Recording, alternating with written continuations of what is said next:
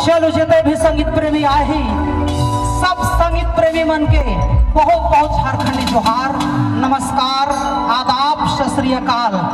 और चलो भैया, हर साल की भांति इस साल भी घाघरा बेड़ा की सरजमीन में बहुत ही जबरदस्त सांस्कृतिक कार्यक्रम का आयोजन किया गया है और झारखंड के एक से बढ़कर एक मशहूर कलाकार और कलाकारा विराजमान है। जितना देर ये कार्यक्रम होगा सब कलाकार आप तमाम दर्शक बंधुओं के नाम।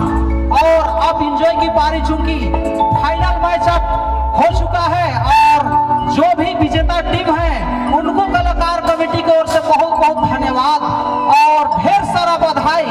आप लोग फाइनल में विजेता हो चुके हैं, अब गीत संगीत में भी नाच के विजेता होना है। तो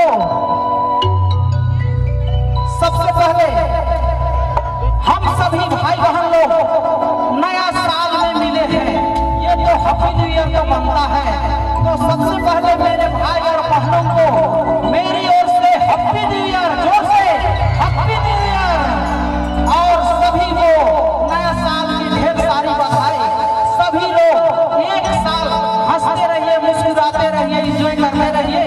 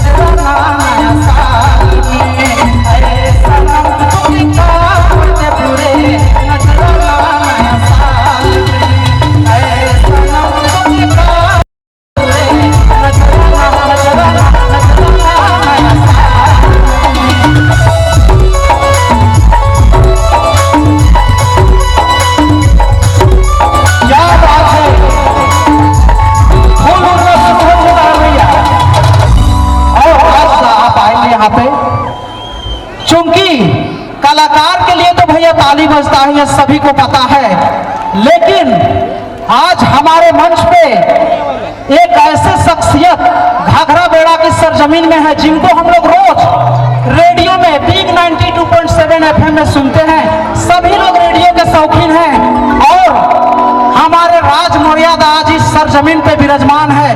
घाघरा बेड़ा की मंच पे एक बार राजदा के लिए जोरदार ताली भैया।